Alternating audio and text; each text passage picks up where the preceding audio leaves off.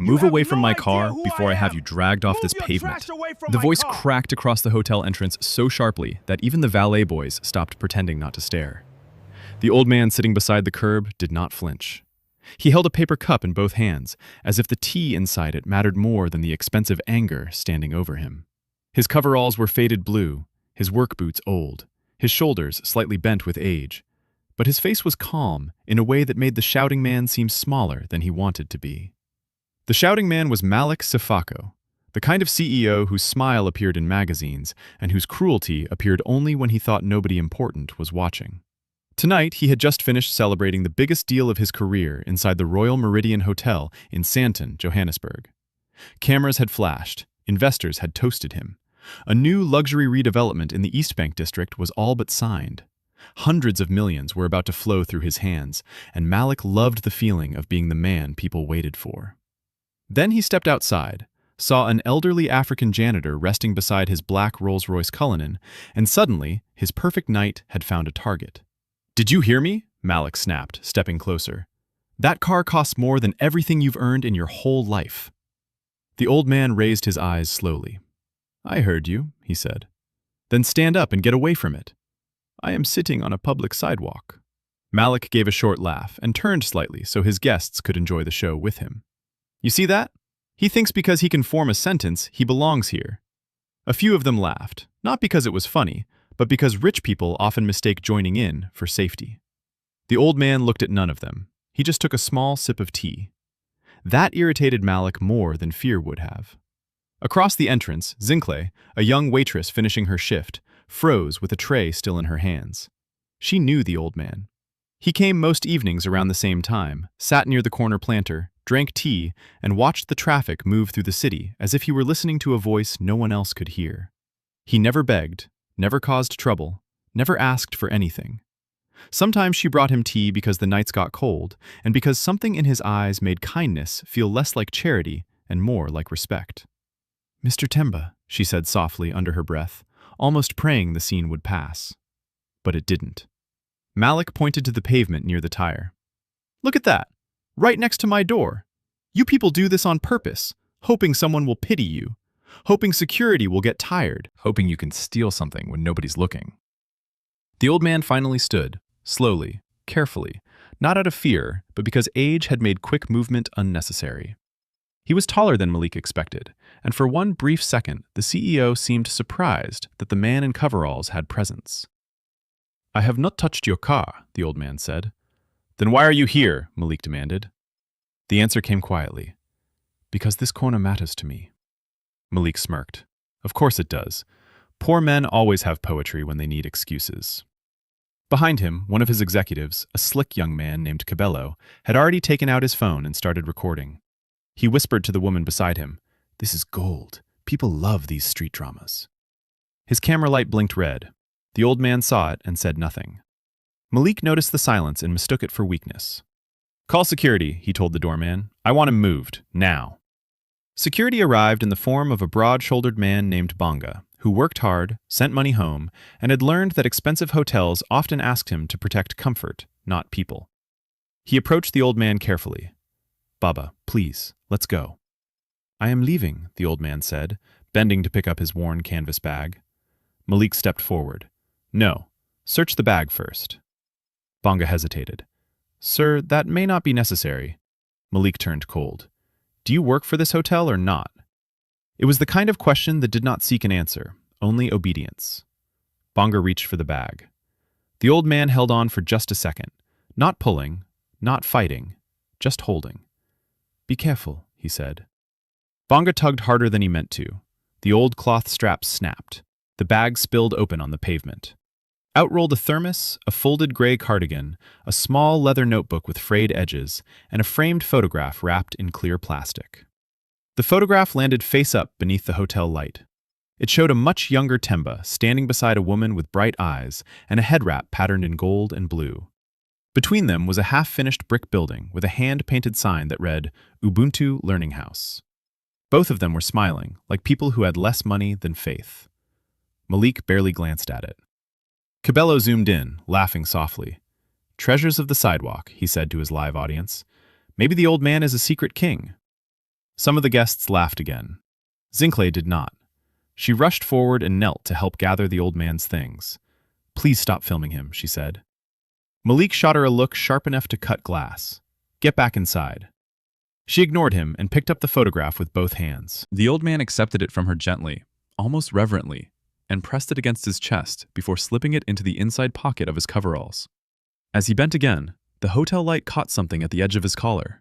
A gold pendant, thick and old, shaped like a small key with an engraved baobab tree on its face. Malik saw it. His eyes narrowed. "There," he said, "that pendant. Take it out." The old man straightened. "No." Malik took one step closer. "You heard me. Something like that doesn't belong on a man sleeping on sidewalks." "I am not sleeping on sidewalks." "Then maybe you stole it." The old man's gaze lifted, and for the first time, there was steel in it. "Be careful with the stories you create about strangers." Malik laughed again, but softer now. Crueler. "Stories? I build towers, old man. I don't need stories. I need this entrance clear." You turned to Bonga. "Take it off him." Bonga did not move. For a second, his loyalty fought his conscience in public view. Then Malik made the choice easier. "If I have to repeat myself, you can collect your final payslip tomorrow." That did it. Bonga reached toward the old man's collar. The old man's hand rose faster than anyone expected and caught his wrist. Not violently, not with panic, but with absolute command. The whole entrance went quiet. Even Cabello lowered his phone a little. The old man's voice changed. It was still calm, but now it carried something old and immovable. "Do not touch that pendant," he said. Malik felt the mood shift and hated it. He stepped in, louder now to regain the room. "You think grabbing my guard makes you dangerous? Do you know who I am?" The old man released Bonga's wrist and looked at Malik for a long second. "Yes," he said. "You are a man who has mistaken wealth for worth." A few people inhaled. Malik's face darkened. "Enough." He pulled out his own phone. "You want to act clever? Fine. I'll end this properly." He started dialing, but the old man raised one hand slightly. "No need," he said. "I will make my own call." Malik almost smiled. "Please do. Call whoever you people call when life gets hard." The old man reached into his pocket and took out an old mobile phone with a cracked edge and a worn keypad cover. It looked so ordinary that the guests relaxed again. Malik folded his arms as if the next moment would entertain him. The old man pressed one number and waited. 2 rings. Then he spoke. "Amina, it is Temba. Come to the Royal Meridian entrance. Bring the East Bank file. Yes, tonight." He ended the call, put the phone away, and sat back down on the curb exactly where he had been before. The act was so strange, so unbothered, that even Malik's friends looked uncertain. "Did he just sit back down?" Cabello whispered. Malik forced a laugh. "Good, let him. When his fantasy lawyer arrives, I'll have them both removed." But the old man did not look like a man waiting for rescue. He looked like a man waiting for time to catch up with someone else. Traffic rolled by. Valets pretended to polish already polished mirrors. Guests slowed as they entered the lobby, sensing something unfinished in the air. Malik kept checking his watch. He hated waiting, especially in front of people who were used to seeing him in control. To fill the silence, Cabello restarted his commentary for the live stream. "Family, tonight we found a street philosopher outside the Royal Meridian. Apparently he owns the pavement, the sunset, and maybe the moon." He turned the phone toward the old man. "Say something inspiring, Grandpa." The old man did not look at the lens. He looked past it, toward the road. Then the headlights appeared. Not one car, 3. Black Range Rovers, clean enough to reflect the hotel sign like water. They did not race up.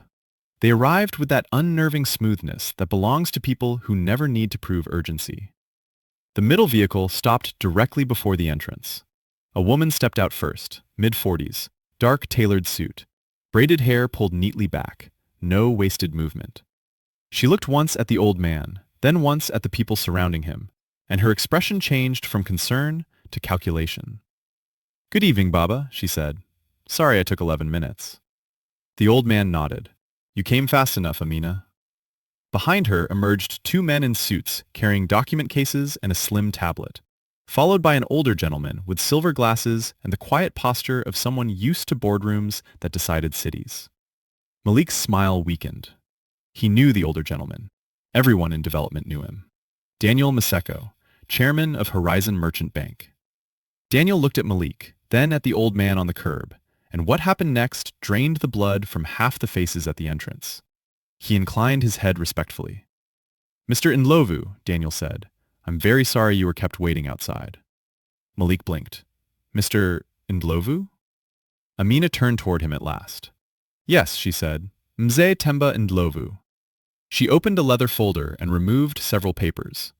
Founder of the Ndlovu Community Trust, co-founder of Ubuntu Urban Holdings, principal voting trustee of East Bank Land Reserve, majority guarantor of the development covenant attached to the district you celebrated tonight. Nobody spoke. Amina continued, not raising her voice because she did not need to. "The hotel you are standing in sits on leased ground owned by East Bank Land Reserve. The redevelopment package you announced tonight requires final trustee approval. That approval has not been granted." Malik stared at her as if language itself had betrayed him. "That's impossible. The trust is inactive." Daniel Maseko gave him a look almost pitying in its professionalism. "The trust is very much active. Horizon Merchant Bank has administered its protected instruments for 9 years. Malik swallowed. No, I negotiated with Vantage Urban. I signed with Cairo Development Advisory." Amina nodded once. "Subsidiaries, layered structures, deliberately so, because Mr. Ndlovu prefers people to reveal themselves before introducing himself." Cabello's phone hand began to shake. The livestream comments were exploding so fast he could no longer read them. Malik forced a laugh that nobody joined. "Even if that were true, what is this man doing dressed like a janitor on a sidewalk?" The old man stood again, not hurried, not theatrical, just finished with sitting. "I am dressed like a janitor," he said, "because twice a week I help clean the learning house my wife and I built when nobody would lend us a room." He looked at the torn bag on the pavement. "And because dust has never frightened me." Amina took over. 42 years ago, when East Bank was still ignored land and empty warehouses, Temba Ndlovu and his wife, Nombulelo, bought 3 neglected parcels through a teachers' cooperative and later transferred them into a protected community structure. That structure grew, not loudly, not greedily.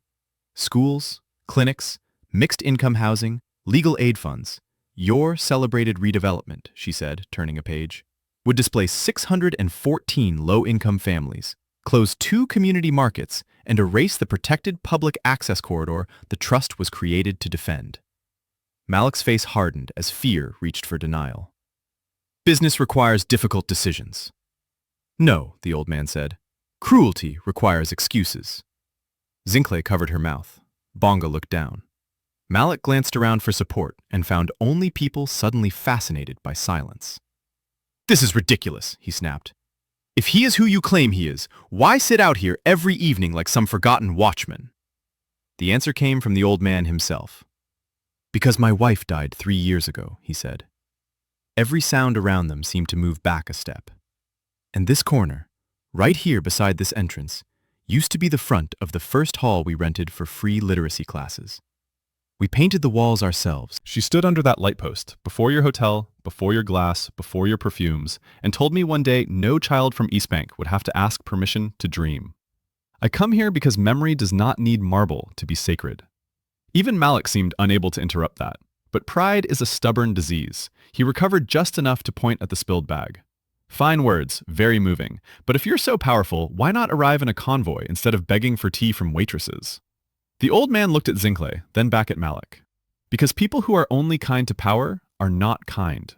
That landed harder than any threat. Amina closed the folder halfway. "Mr. Sefako, before I continue, you should know that portions of this encounter have already been archived." Cabello's face jerked upward. "Archived?" Daniel Maseko adjusted his glasses. "Your colleague's live stream has been copied. Hotel security cameras have been preserved. 2 guests from your dinner have already sent footage to their legal teams. The matter is no longer private." Malik turned to Cabello as if betrayal had just been invented. Cabello lowered the phone. Too late. Amina removed another document. "Here is what happens next. Effective immediately, the Ndlovu Community Trust is suspending all trustee consent on the East Bank redevelopment package. Horizon Merchant Bank is freezing the performance guarantee attached to your consortium. The Royal Meridian's lease review clause is being triggered at first light. And because your treatment tonight appears consistent with employee complaints and tenant reports we have spent months collecting, a formal ethics and discrimination action will begin tomorrow. Malik stared at her. Months? Yes, Amina said, months. Tonight was not the beginning of your problem. It was the proof. The old man stepped toward Malik now, just one pace, and somehow that was more frightening than all the legal language. I have watched your men bully market women into signing forms they could not read. I have watched old tenants offered coins to leave homes their families kept alive for decades. I have watched your managers smile in church on Sunday and threaten families on Monday. Tonight, I wanted to see how you speak when you think a poor old man has no witness but the dark. Malik's lips parted. Nothing came out. Now I know, the old man said. Banga's eyes lifted sharply. Something in them had changed. He looked from Malik to Temba and saw, perhaps too late, who had really carried dignity all evening. Cabello whispered, Malik, say something. It was advice given from the deck of a sinking ship. Malik tried. Mr. Ndlovu, Baba, if there has been a misunderstanding, the old man cut in gently. There was no misunderstanding. There was recognition. You saw a man you believed you could humiliate without consequence. Malik's shoulders dropped the slightest amount. I didn't know who you were. And that, said Temba, is exactly the failure. He let the words breathe before continuing. If I had been only an old cleaner with sore feet and nowhere warm to sit, would what you did be any better? Nobody answered. Nobody could.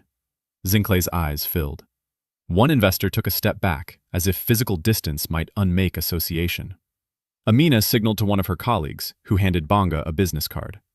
Security Officer Banga Mtembu? She asked. He nodded warily. Mr. Ndlovu noticed that you hesitated before following that order. If you are willing to provide a statement tomorrow, there may still be a difference between obedience and choice. Banga accepted the card with a hand that looked heavier than before. Daniel Maseko turned to Malik. Your board will be informed tonight. I suggest you do not attempt any transfer, pressure call, or document deletion. It will not help. Malik looked 20 years older in 10 seconds. The shine had gone from him, the performance drained. All that remained was an ordinary, frightened man in an expensive suit, realizing how quickly applause evaporates when money stops clapping. He looked at the old man, then at the pendant, then at the photograph disappearing back into the torn bag. What do you want from me? He asked, and for the first time, it sounded like a real question. Temba bent and picked up the leather notebook from the pavement. He dusted it off with his thumb. Too late for that question, he said. What I wanted was for you to walk out of that hotel and see a human being before you saw a target. Malik's knees seemed to lose the argument with gravity. He did not collapse dramatically. He simply folded enough for everyone to understand that a line had been crossed and could not be uncrossed. Cabello, still streaming though he no longer remembered why, captured the exact moment the CEO who mocked a janitor looked up from the pavement like a man noticing height for the first time. Temba handed the notebook to Amina. Read page 12, he said. She opened it, found the page, and smiled sadly. It's her handwriting, she said. Yes. He looked at Malik. My wife wrote a sentence in there when the city tried to buy us out the first time. She wrote, Never hand land to men who cannot recognize the people standing on it.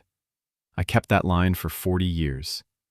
Amina closed the notebook carefully. Zincle wiped out her eyes. Embarrassed by tears, she could not stop. Temba saw her and softened. You brought tea, he said. That matters more than these cars. She tried to speak and failed. Amina stepped closer to the old man. Your car is ready, Baba. Temba glanced once at the waiting Range Rover, then back at the curb where he had been sitting. In a moment. He turned toward Malik one final time. Tomorrow, your lawyers will discuss leases, shares, covenants, penalties, and public statements. But tonight, before all of that, I want you to sit with one truth. You did not reveal my value. You revealed yours. Nobody moved. Nobody even pretended to. He then looked at Cabello. Young man? Cabello nearly dropped the phone. Yes, sir? Leave the video up. Let people learn from the face they make when they think the powerless owe them apology. Cabello's mouth opened and closed. He nodded because shame had finally found him. Daniel Maseko signaled to his driver, But Temba still did not step into the car. Instead, he walked to the edge of the planter and looked up at the hotel facade. For the others, it was glass and gold and prestige. For him, it was a place layered over memory. Nombulelo used to stand right here after classes, he said softly, almost to himself. She would count the children leaving with books in their hands and smile as if the whole continent had exhaled. Amina stood beside him without interrupting. You know what she used to say? He asked. She smiled faintly. That education is a longer building than concrete. Temba nodded. Yes. Then he finally entered the vehicle. The door closed gently, not triumphantly. The convoy pulled away, leaving the hotel entrance full of people who had just watched power reveal itself in reverse. Malik remained on the pavement for several more seconds before standing. Nobody rushed to help him. Nobody toasted him now. Cabello ended the stream with shaking fingers. By midnight, it had already been clipped, mirrored, reposted, and translated in half a dozen countries. By dawn, it had a name: the janitor at the Rolls-Royce. But the internet only caught the spectacle first. The deeper story arrived with daylight. Amina held a press conference at 9 in the morning. Daniel Maseko stood beside her. So did 2 tenant rights advocates, 1 former project accountant, and, to everybody's surprise, Bonga, the security guard. The documents were devastating. For nearly 5 years, Malik Sifako's company had used shell subsidiaries to pressure older tenants out of East Bank blocks flagged for luxury conversion. Rent hikes were targeted, repairs delayed. School route shuttle service quietly canceled in lower-income buildings to make family exits more likely. Community market licenses were challenged only in areas marked for boutique retail. It was sophisticated cruelty, the kind designed to look like admin when viewed from far away. But close up, it was displacement wearing a tie. The trust's investigators had suspected enough to monitor him. Temba's evening visits to the old corner had not only been for memory. They had become a way of watching what sort of city rose over the one he and his wife had tried to protect. Malik's humiliation outside the Royal Meridian was the spark, but the fuel had been gathering for a long time. Sponsors backed away first, then board members, then lenders. Within 24 hours, 3 institutional partners paused their agreements with Sifako Metropolitan Holdings.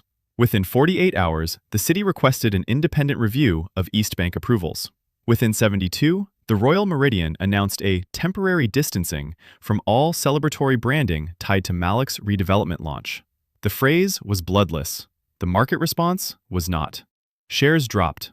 A debt covenant tripped. An interview Malik gave to salvage his image made everything worse when he used the phrase optics problem to describe the scene with Temba. That clip alone burned through the last sympathy available to him. 10 days later, he was removed as acting CEO pending investigation. 6 weeks later, he resigned before the board could vote. Cabello lost more than a job. His live stream, the one he thought would turn humiliation into entertainment, became exhibit material in civil actions filed by displaced tenant groups whose lawyers now had reason to reopen every ignored complaint. The comments he had laughed through were shown beside policy memos and eviction records. His online brand vanished almost overnight, not because the internet had suddenly become moral, but because it loves spectacle until the evidence begins naming people. Zinclay's story moved in the opposite direction. She had indeed been dismissed that same night for breaking service conduct protocol, but by the following week, Amina called her with an offer. Temba Ndlovu wanted her to join the Ubuntu Learning House Network as community hospitality coordinator for its after-school centers. He said you know how to see people before status, Amina told her. Zinkley cried after the call, then laughed at herself for crying twice over the same man in 1 week. Bonga also appeared at the trust office the next morning, cap in his hands, shame sitting heavily on his shoulders. Temba met him personally. I came to apologize, Bonga said. Temba studied him for a moment. Did you learn anything? Yes. Then keep the apology and choose better the next time fear asks for your hands. Bonga later became head of safety for the Trust's housing network, where the job meant protecting residents, not protecting ego. As for Temba, he refused nearly every interview request that arrived after the video went viral. When a national broadcaster finally persuaded him to speak, he did so not from a studio, but from a wooden bench inside the original Ubuntu Learning House, now rebuilt in brick and glass, fuller than ever with children's voices. The interviewer asked him the question everyone had been repeating online for days. Why were you dressed like that? Why sit outside a luxury hotel if you own enough to live anywhere? Temba smiled the way tired wise men smile when the world keeps asking the wrong question with genuine curiosity. Because I do live where I want, he said. I wanted to be where my wife first taught me that dignity must stay close to the ground, or it becomes performance. He touched the pendant at his neck. The camera zoomed in. On the back of the small golden key were 3 engraved words in isiZulu and English. Open what matters. My wife gave this to me the year we bought our first classroom, he explained. She said doors are not holy because they lock. They are holy because they open. The line spread everywhere, but the part people remembered longest came a minute later when the interviewer asked if he felt satisfied seeing Malik lose his empire. Temba shook his head. I do not wake up praying for broken men, he said. I wake up praying that fewer men need to be broken before they learn other people are human. That sentence traveled farther than the scandal. Schools quoted it, churches repeated it, community organizers printed it on posters. And quietly, while headlines chased collapse, Temba did what he and Nombulelo had always done. He built. The trust redirected stalled East Bank funds into mixed-income housing with resident ownership pathways. The market that Malik's people planned to erase was renovated instead. Vendor roofs were repaired, drainage fixed, childcare space added. A legal aid clinic opened in what had once been proposed as a champagne bar for foreign investors. On the wall of that clinic hung the photograph that had fallen from Temba's bag that night. The young couple in front of a half-finished building, smiling like beginnings never ask permission. Under it, a plaque read, "The city belongs first to the people who hold it together." 3 months after the incident, Malik passed by East Bank in a dark sedan with no escort and no photographer. Construction fences he once dreamed would announce his name now carried murals painted by local students. He asked the driver to slow near Ubuntu Learning House. Children were leaving evening classes with backpacks and laughter. At the gate stood Temba in army blue coveralls, though this time they were clean and neatly patched. He was locking up. Malik rolled the window down halfway. For a moment, neither man spoke. Then Malik said the only honest sentence he had perhaps said in years. I think about that night every day. Temba rested one hand on the gate. Good, he said. Not cruelly, not warmly, just truthfully. Malik nodded once, as if some punishments are measured not in prison walls or financial loss, but in permanent understanding. Then the car moved on.